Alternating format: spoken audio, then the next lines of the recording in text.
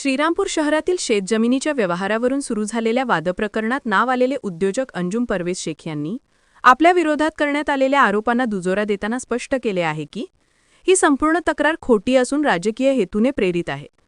अंजुम शेख म्हणाले की मी आणि माझ्या कुटुंबाने कोणत्याही बेकायदेशीर प्रकारात सहभाग घेतलेला नाही। आमच्यावर केलेले सर्व आरोप हे तथ्यहीन आहेत। आम्ही सर्व व्यवहार कायदेशीर पद्धतीने संबंधित कागदपत्रांच्या आधारे केले आहेत। आमच्या नावाने करण्यात आलेला बोगस दस्ते किंवा संगनमताचा आरोप हा पूर्णपणे निराधार आहे। त्यांनी पुढे सांगितले की सदर जमीन व्यवहारात आम्ही फसवणूक केली असा आरोप हा दिशाभूल करणारा आहे।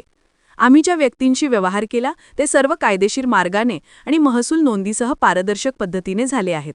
संबंधित कागदपत्रे सब रजिस्ट्रार ऑफिसमध्ये दाखल आहेत आणि आम्ही न्यायालयाच्या प्रक्रियेचा सन्मान राखत आहोत।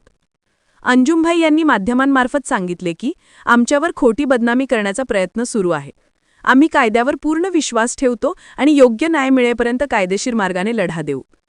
तसेच त्यांनी हेही स्पष्ट केले की श्रीरामपूरमधील काही व्यक्तींनी आमचे नाव घेऊन स्वतःचे राजकीय आणि वैयक्तिक स्वार्थ साधण्यासाठी चुकीची माहिती पसरवली आहे, मात्र सत्य लवकरच सर्वांसमोर येईल। इंडिया सुपर न्यूज मराठीसाठी श्रीरामपूर प्रतिनिधी इम्रान शेख।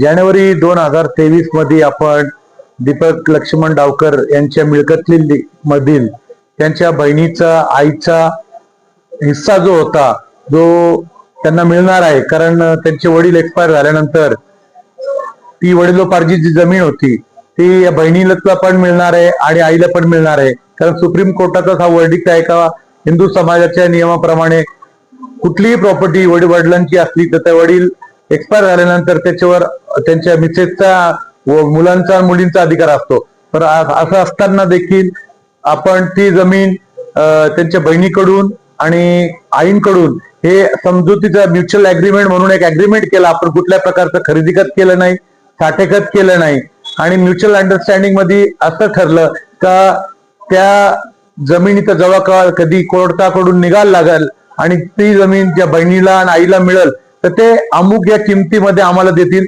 त्यापोटी आम्ही त्यांना ऑफिशियली 1.5 कोटी रुपये दिले, 1.5 कोटी रुपये ऑफिशियली दिले।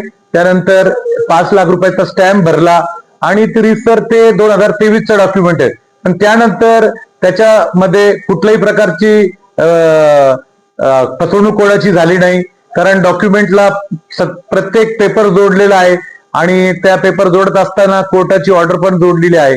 हे करत असताना आपण कोणाची फसवणूक केली नाही, कोणाला दमबाटी केली नाही, कोणाला शिवी दिली नाही। परंतु त्यावेळेसचा अर्ज त्यांनी आता या वेळेस केला आणि त्याच्यावर क्रिमिनल केसेस त्याच्यात लावण्यात आले का वो किडनॅपिंग करायला लावली आणि दमदाटी केली। तर आपला कुठलाही प्रकार झाला नव्हता आणि आपल्याला न्यायपालिकेवर या भारताच्या संविधानावर पूर्णपणे विश्वास आहे आणि निश्चितपणे आपल्याला ते न्याय मिळाला, आपल्याला इंटरिम जामीन मिळाली आणि आपण परमनंट जामीन पण घेणार आहोत आणि याचं दूधचं दूध पाणीचं पाणी लवकरच होईल।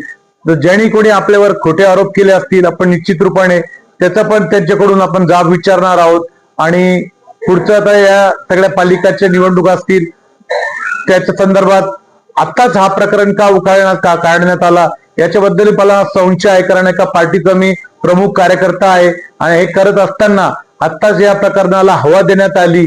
याच्या मागे राजकीय काहीतरी द्वेष म्हणून राजकीय वास मला येतो, इतकंच मला सांगायचंय।